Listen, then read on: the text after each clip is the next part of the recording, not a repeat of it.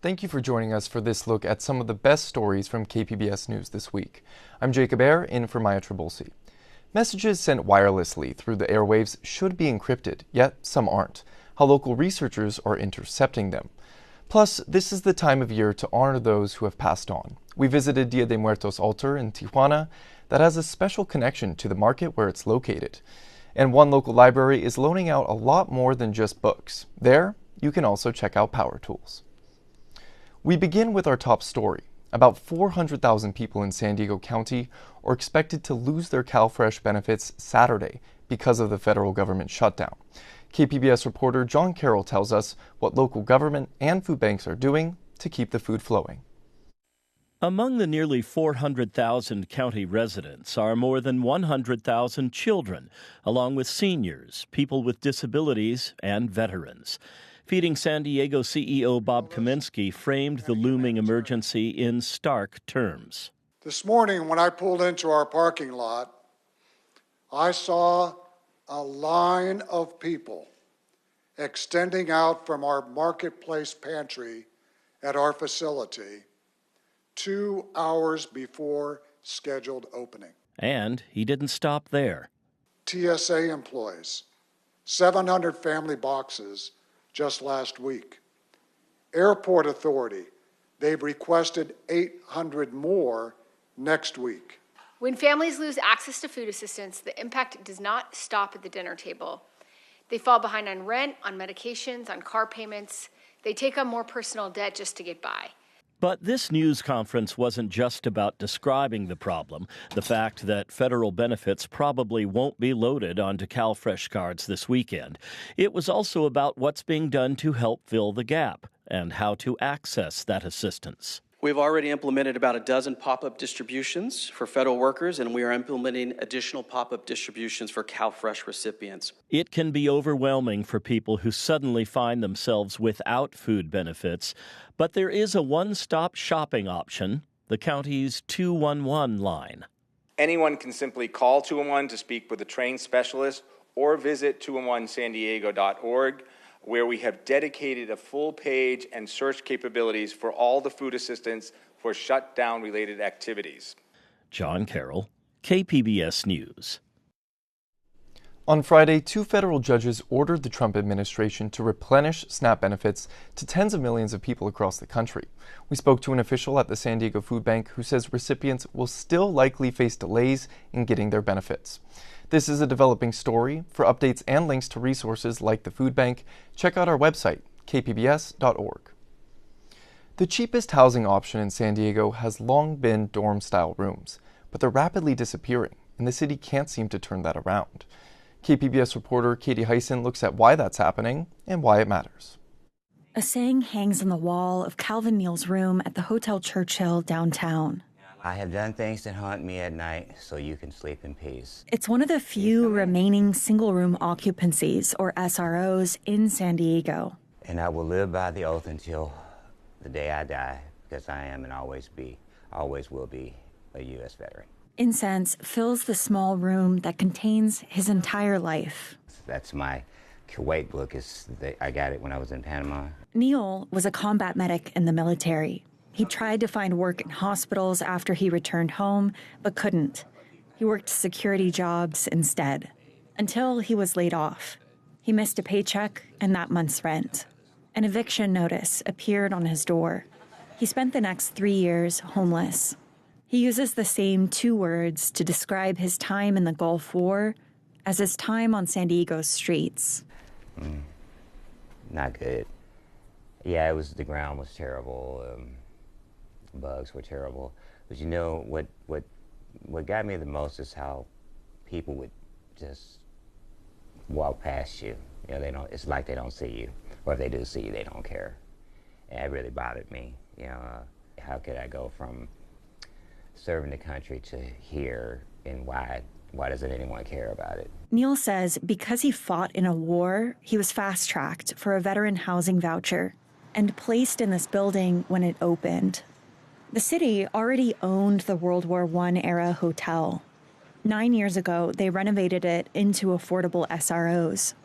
On the scale of SROs in San Diego, the Hotel Churchill is the Ritz. It's got private bathrooms and kitchens, communal spaces, and on-site social services. The units are for veterans, transitioning foster youth, and recently incarcerated people. A typical SRO is like a dorm room. Tenants often share a bathroom or kitchen down the hall. The average size in San Diego is 200 square feet, like a one-car garage. They can be poorly managed. Because of those downsides, SRO rent is usually the lowest in the market. At the Churchill, it's less than $1,000 a month. And there are usually less barriers to renting them. No credit checks or security deposits.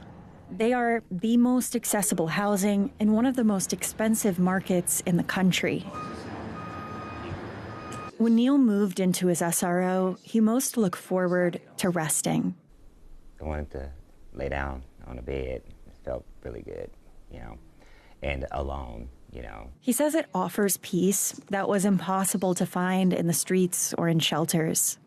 Away from the turmoil and all of that, and it's just good to have somewhere to be, I go out into the world, have a bad day, come in here, and I'm fine after a while. He could set down things he'd been literally carrying on his back for years, put his books on a shelf, hang family photos on the wall. He could lock his door, run clean water, and play music to keep his spirits up. I think about my mom all the time because we used to get up in the morning and play music on Saturdays, and I do that here. He says he can think better here, unpack his past. My kids, my family, military stuff, that always stays in my brain for some reason. And plan for the future. On the fridge is an oath he swore to himself when he was homeless. Through my deeds, I will take control of my life and be the best man I can possibly be to myself and others. Neil does good deeds in the community that's forming between tenants here. I help them clean their apartments, take out the trash, go run errands for them, which that's really makes me feel good. It helps me out too. For the tenants lucky enough to get placed in them, SROs can be life-changing. Neil looks out the window of his SRO and across the street, where a new luxury condo high-rise is being built. One condo is selling for just under $2 million. The building will have a pet spa. On the sidewalk below Neil's window, homeless San Diegans figure out how to survive the day. Neil says living in this SRO, he feels something like survivor's guilt. I think sometimes that if I would rather somebody out there got this, I think I would probably be willing to be homeless again if I could do that. San Diego's homeless population has soared over recent decades. But as the need for SROs increased, the units continued to vanish. We'll look into why in part 2 tomorrow. Katie Hyson, KPBS News. You can watch part 2 of this story on the KPBS YouTube page. That's also where we stream Evening Edition live at 5 p.m. on weeknights. Oceanside is getting more sand for its dwindling beaches through something called opportunistic sand replacement. KPBS North County reporter Alexander Wynn explains what that means. It's awesome. We need it. What's a beach without sand? That's why Oceanside is bringing in 2,000 cubic yards of sand to replenish Tyson Street Beach. Oceanside resident and surfer Sean Bush is glad it's happening. It's not a simple solution, but something has to happen. This is the city's first official sand compatibility opportunistic use program project, or SCOOP. Jamie Timberlake is Oceanside's coastal zone administrator. What we do with these projects is we grab sand from an opportunistic source. Basically, it's sand from a dredging project or excavated during construction. And we test it, we sample it, test it, make sure it's approved by all the overseeing agencies, and then we place it on the beach. This sand is a mixture from the San Elijo dredging project and the excavation at the new Front Wave Arena. This is the first project in decades that the city's done for this type of effort, and it's awesome. Bob Ashton is the CEO of Save Oceanside Sand. He says replenishing sand is important for a myriad of reasons. Our economy is fueled by the beach, right? And for many of us that surf and grew up here, this is part of our culture. It's in our DNA. I want to show you the stark difference the sand makes. This is the beach with sand, and this is the beach without sand. So we have cobble here naturally. The reason why the cobble is exposed is because we have a lack of sediment and a lack of sand in the systems. This is only a temporary solution. The sand would be washed away by the surf within 6 months.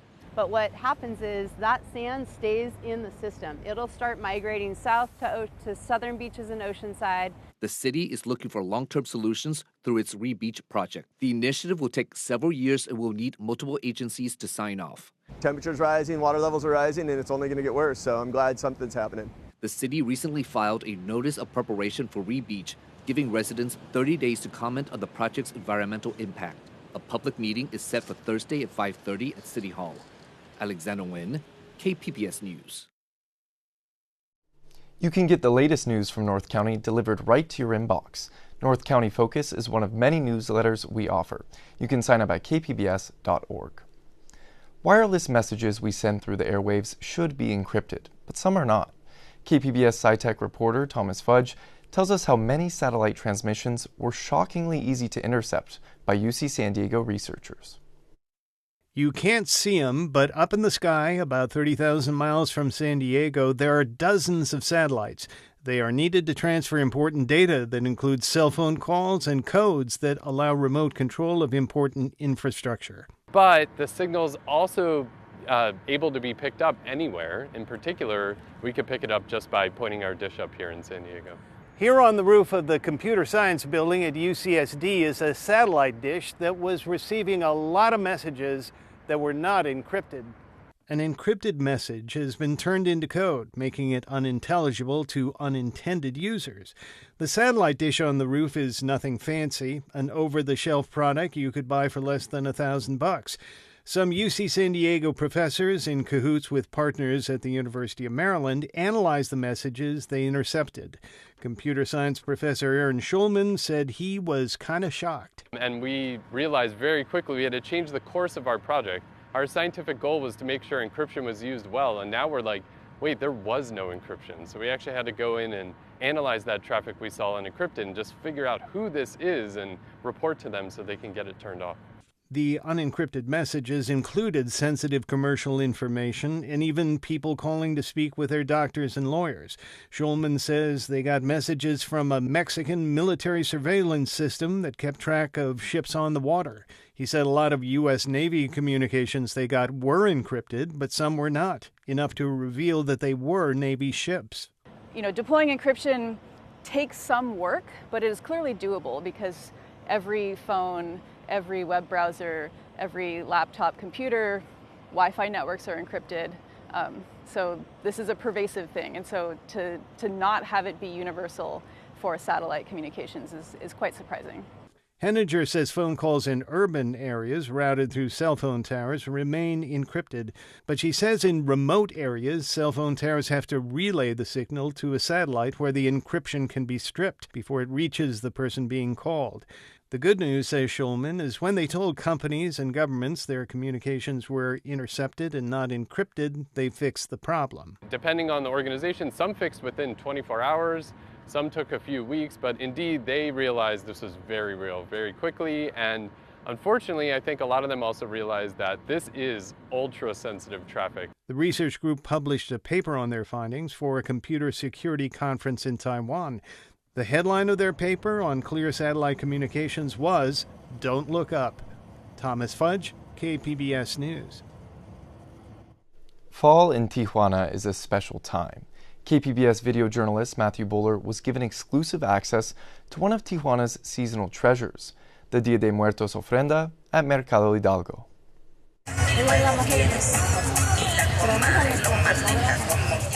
It was a breezy October day in Tijuana. The papel picado danced in the wind. It is Día de los Muertos, And in Mercado Hidalgo, the altar, or ofrenda, welcomes shoppers. Marta Isabel Estrada Ramirez says that on October 15, 1955, her grandfather helped to found Mercado Hidalgo. And for 70 years, traditional Mexican offerings have delighted customers. And this is the time of year to honor those who have passed on. Se procura que solamente sean miembros del mercado, socios. Y para el día 2 de noviembre lo celebramos con misa, con una danza prehispánica. For about 25 years, the shopkeepers have built a Dia de los Muertos ofrenda. It started small, but it has grown to fill the gazebo in the center of their large parking lot. Estrada says this is a celebration of life through the acknowledgement of death. No le estamos rezando a la muerte. Estamos pidiendo porque nuestros difuntos estén en paz, estén tranquilos. Es la esperanza de que ese día vengan. Y hay una frase que tenemos mucho aquí en México, porque solo se van cuando no los recordamos. As a third-generation shopkeeper at Mercado Hidalgo, Estrada says the ofrenda reminds her how hard her grandfather worked to create a business that still supports her family 70 years later. Es con amor, es recordar con amor lo que nos dejaron, sus enseñanzas.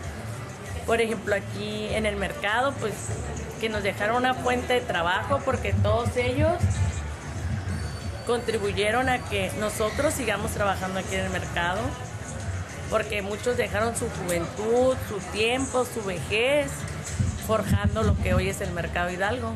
Across Mexico and here in our border region, Dia de los Muertos ofrendas honor loved ones who have died, a tradition that continues to grow in popularity worldwide. Mercado Hidalgo's altar will be up through November 3rd. In Tijuana, Matthew Bowler, KPBS News. KPBS is hosting a digital community ofrenda, or altar, in honor of Dia de Muertos. People from our community submitted over 400 heartfelt tributes of family members and friends, along with photos, videos, and audio clips. We invite you to view the interactive altar to see the stories by going to kpbs.org/Day of the Dead. And if you'd like, you can still submit a memory for a loved one who has passed on. The National City Public Library is celebrating its first year of a new kind of borrowing program. KPBS South Bay reporter Corey Suzuki says this program doesn't check out books or DVDs. It has power tools.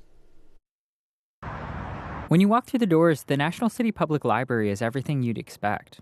The bookshelves, the bulletin boards, the tables of people quietly working or chilling out. But if you head up the stairs, around the corner, and past the water fountain, you'll find something unexpected. It's very much like a typical office space, but instead of having desks in here and chairs, it's just mostly shelving units full of tools. Alex New is the systems librarian here. About a year ago, he started the library's first tool lending program, which checks out different kinds of tools to anyone with a library card. And we're not just talking hammers or screwdrivers. This place has some serious hardware. Some of our more recent additions have been concrete tools. So we have a concrete saw down here, and in this case is a jackhammer. The program is the first of its kind in San Diego County. It's small but growing and is open to anyone with a National City Library card, which means anyone with a county address. Over the past year, New says they've registered more than 100 patrons and checked out more than 600 items. At first, the program was only open for in-person checkout Monday and Wednesday evenings, but more recently, they've started using an online checkout system. Everything we have on our website, there's a full catalog of tools. People can reserve them in advance if they wanted to. And then on each tool, we have a tutorial for how to use them as well. Tool lending programs at public libraries aren't unheard of, but they aren't common by any stretch. In 2021, a study found only 50 of them nationwide. New first learned about these programs around a decade ago when he was living in Portland. He needed a lawnmower but didn't have the money to buy one. His neighbor said there was a library just a couple miles down the road.